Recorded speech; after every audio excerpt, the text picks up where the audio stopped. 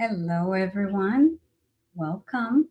Welcome to another compassionate weekly accountability meeting. I am Karina Aybar Jacobs, psychotherapist and coach and founder of the Self-Worth Hub, where we explore how growing up in dysfunctional families affects the way that we think, we feel, and show up in our relationships and in our lives. Hello, Sally. Welcome again. Tonight, I want to talk about a topic that can shape the way that we interact and we make decisions every day, and that is learned helplessness. And let me know in the comments if you know what this is or you've heard about it. And it's okay, whatever interpretation you have of that. And I know that it sounds clinical, but it shows up in deeply personal ways. For example, like, why bother applying for that job if I won't get it? Or nothing ever changes no matter what I do. Or it's just easier to settle than to hope because I've been let down so much. Or I'm okay now, but I'm sure the shoe will drop at any moment. Does that sound familiar? Hi Lolly, hi. Right? Or I'm probably going to mess it up anyway. You see, we are always expecting something bad to happen. And if you have ever felt like life is just happening to you, or like you're waiting for someone else to give you permission to try, to dream, or to move forward, then this conversation is for you. And let me know where you are joining from. Hello, everyone. So let's engage in some psychoeducation. What is learned helplessness? And this is a common term in the field of complex trauma.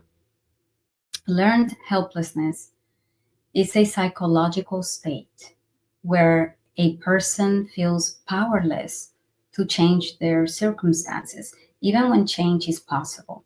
It is not laziness, I want to clarify that. And it is not a lack of desire, but rather a survival mechanism, a trauma response.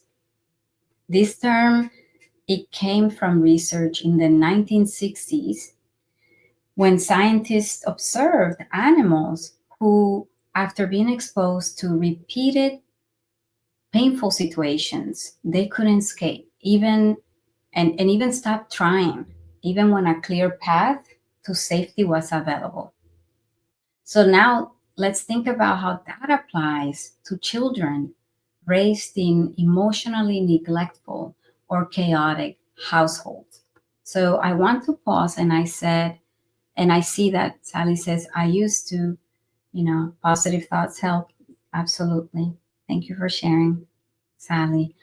Um, Learned helplessness, and I have to say this helplessness can show up in very sneaky ways.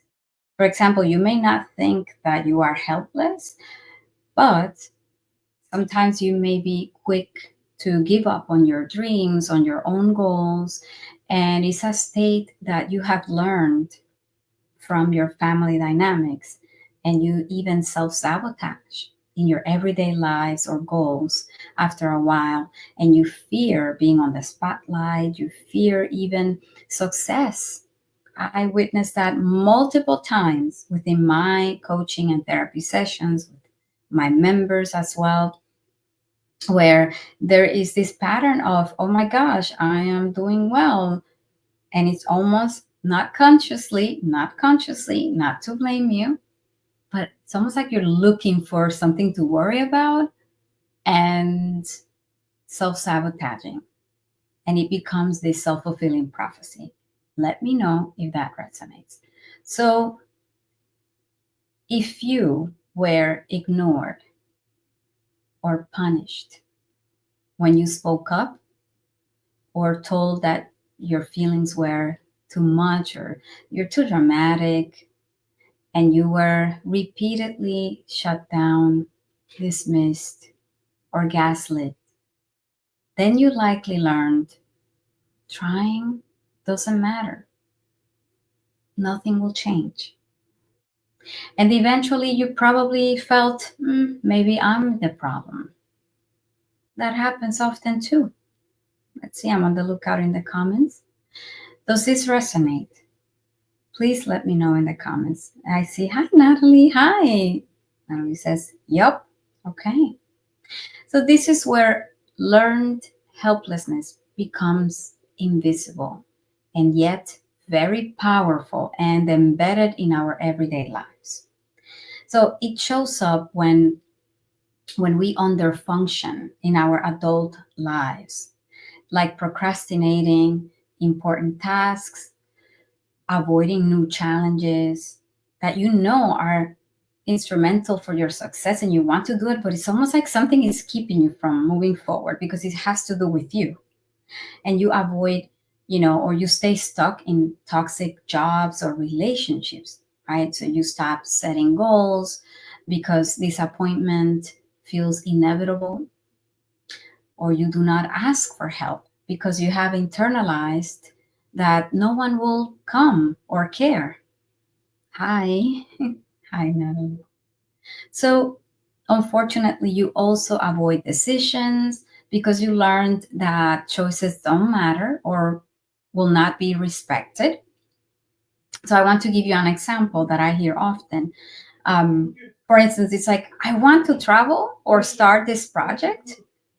Every time I try to save money, something comes up, right? Or something is going to happen, and I tell myself it's not possible, I'm not ready, and that is safer to stay.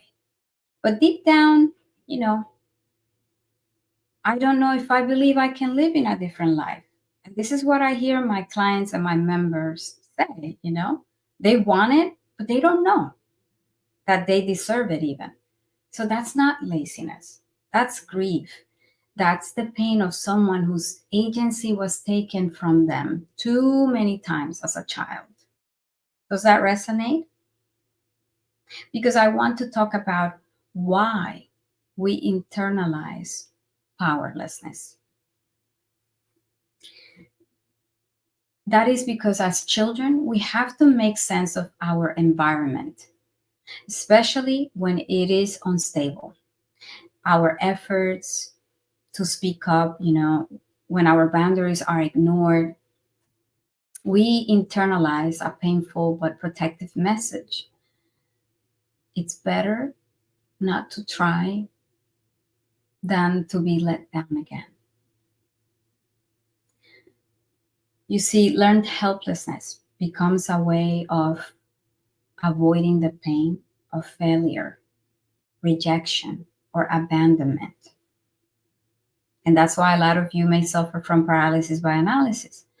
But what starts as protection can become a prison for you in the long run as adults, right?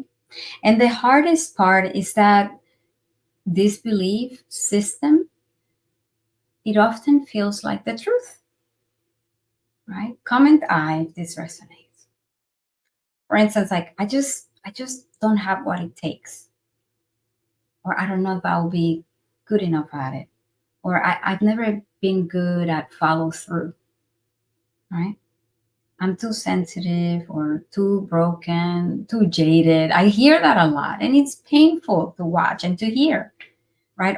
I'm too far behind to start now, right? But these are trauma responses, right? And they can be unlearned. You did not come wired to feel helplessness. You learned that growing up and in your interactions. So, and thank you for sharing. I see I in the comments. So, how can you gently reclaim your power, right? Let's talk about healing because that's what we do here, right? And if you're a Self Worth Hub member, say hello. I see some of you already, right? Healing from learned helplessness. It's not about proving anything or pushing through. What it is about is building trust with your own nervous system, within yourself. It's about restoring a sense of agency, reclaiming the right to try, to fail, right? Fail forward and try again without shame, without giving up. Hello, hello, Satilda. So you see, I want to give you some trauma informed everyday ways to begin counteracting learned helplessness. But before I do that, I want to hear from all of you. Okay. If this is resonating with you, I am looking at the comments. Please let me know if you have any questions when it comes to learned helplessness. Do you self sabotage in this way? Do you believe that the other shoe will drop? Do you anticipate bad things to happen when you are on a mission to fulfill your goals? When you set a goal, is that you? Let me know in the comments, and I'm ready to answer any questions that you may have. Okay? I'll be on the lookout. So, as usual, and as you may suspect, we cannot heal what we do not reveal. Sounds a bit cliche, but that is so true. So, the number one tip that I want to offer you is to name the narrative that is coming up for you whenever you are faced with this helpless narrative, this inner critic that is telling you that something bad is going to happen, so you might as well not even try, or not put yourself on the spotlight, or fulfill that goal because nobody will take you seriously, etc., etc. Okay. Lolly says yes. Thank you so much for sharing. Hello. And I see Natalie says, my work demands this skill and it's exhausting. Okay. What do you mean by that? What skill? Let me know. Okay. So back to tip number one, while I wait for some of your questions, is to name the narrative, right? I want you to start tracking the why bother voice that is showing up for you.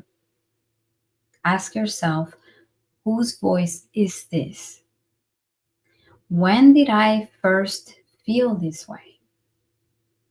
Because naming the origin helps you differentiate between the wounded narrative from reality, from the now. Does that make sense? Okay. And on to number two. I want you to mirror micro moments of power. You see, often we tend to think of goals and progress as this major thing. Like we set this big goal and then something doesn't go the way that we planned it and we give up, especially since we are trying to counteract this very toxic inner critic that we have and that keeps telling us that we cannot even trust ourselves and our abilities, and that we cannot trust other people. So that is why it would be so important to keep track of your micro wins and micro moments of power.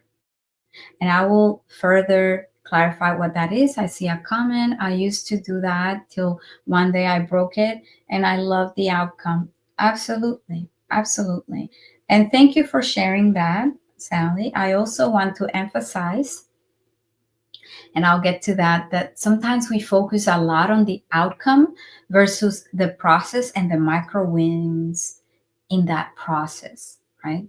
So each time that you make a small decision, such as choosing your lunch, for instance, or setting boundaries and getting out of bed versus, you know, staying in bed and not working out, for instance. And I know it sounds minute, but that's a major accomplishment because it is focused on you. You are focusing on self-care and everyday things that you may take for granted, but for another person, even having breakfast may be a big challenge. So I would kindly encourage you to keep track of the ways that you are showing up for yourself, and not in these elaborate ways like, ooh, this big outcome. No, no, no. But the mere fact that, for instance, you decided to choose your lunch over going with the flow of another person, or if you tend to just people please by default of, not rocking the boat and just going along, that is a win. So you should acknowledge it. You should acknowledge it. And that is what I mean by acknowledging micro moments of power. And let's see. Natalie says, seeing what's going to happen bad, anticipating and preparing.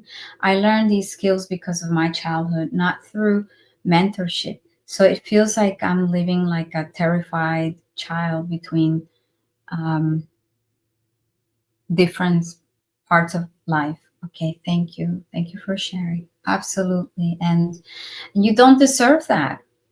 That is why it's so important to name it, name the narrative, and acknowledge that the root cause is from your childhood, as you are sharing here. Thank you for your vulnerability, because this trickles down to other areas of our lives.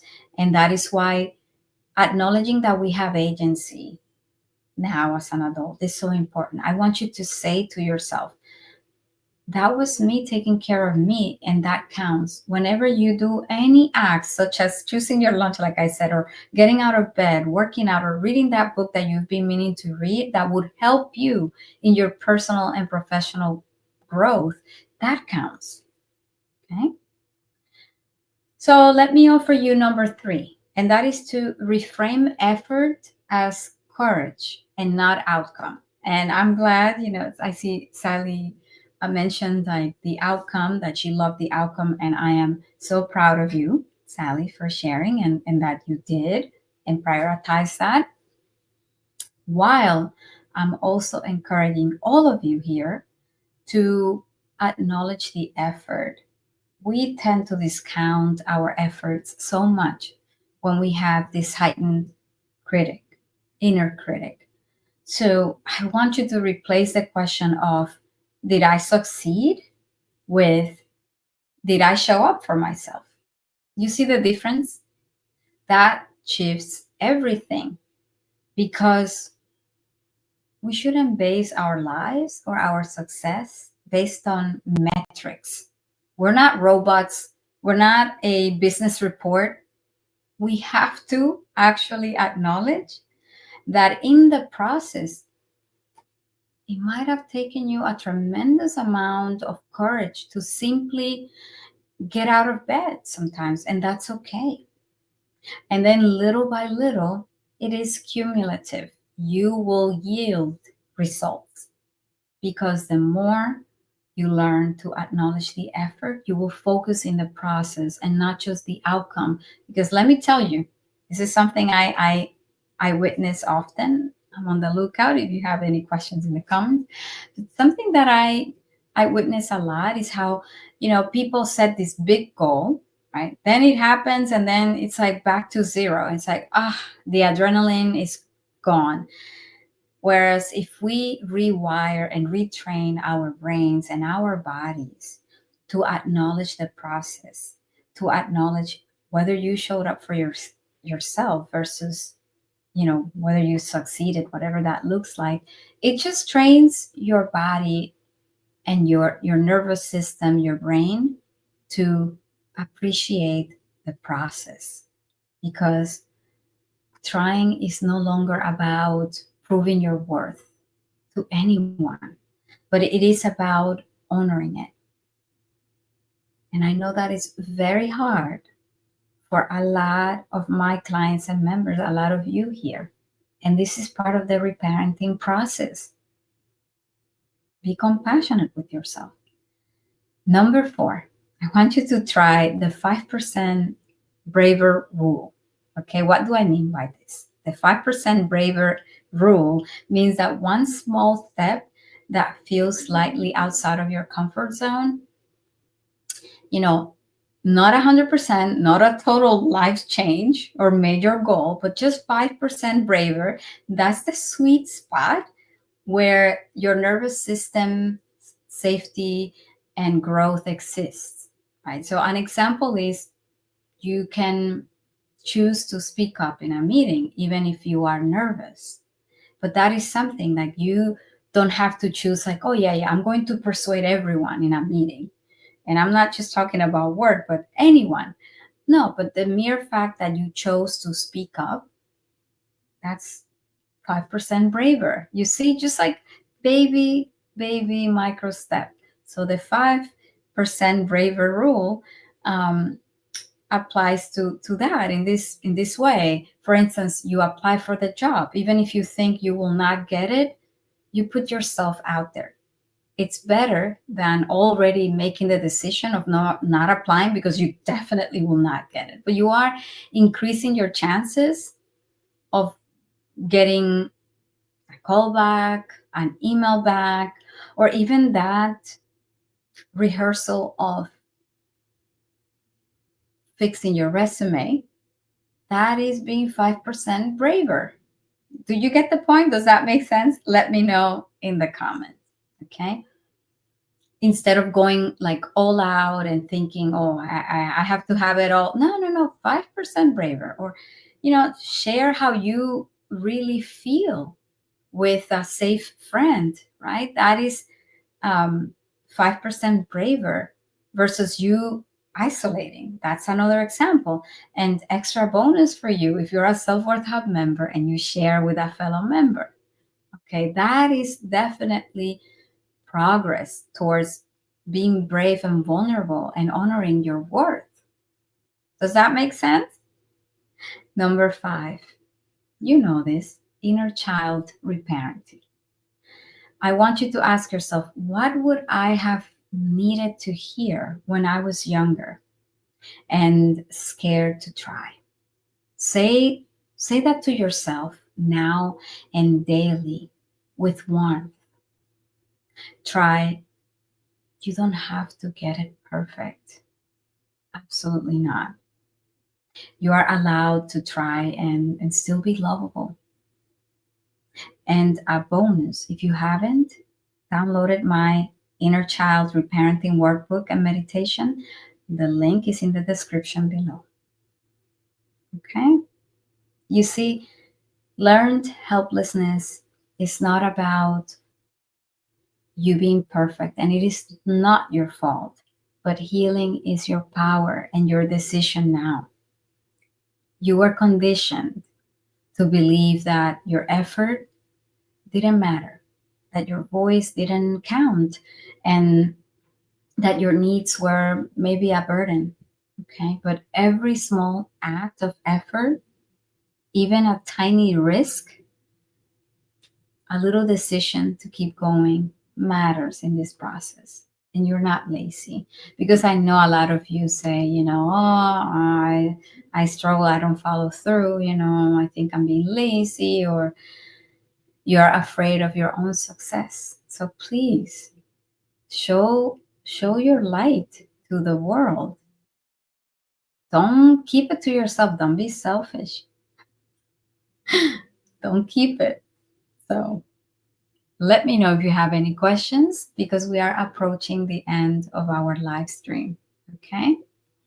I want to emphasize that you're definitely not lazy for procrastinating and for not dedicating enough time to your own goals. After all, a lot of us here grew up other centered, so it makes sense that it feels uncomfortable to be on the spotlight and to take up space without feeling like you may be conceited or arrogant. So keep that in mind. Okay, you are definitely not helpless. You are healing and growing one step at a time. And I do not see any more questions or comments. And I want to emphasize that inside the Self Worth Hub, we practice this healing together with compassion, consistency, and community. I want to encourage you that if you are ready to keep showing up for yourself, even when the world taught you not to even bother because your needs didn't matter, then if you are ready to rewrite your story, we would love to welcome you inside and to keep showing up in this space. I want you to be gentle with yourself this week and remember that you don't have to believe in yourself fully yet because we're taking baby steps here. You just have to believe that healing is possible. I want to thank you all, as usual, for spending time with me on a Sunday evening or afternoon, wherever you are. I will see you again next Sunday. Please take care of yourself and remember your resilience. All right? So, until next time, see you, everyone. Let's see. Take care, everyone. Good night.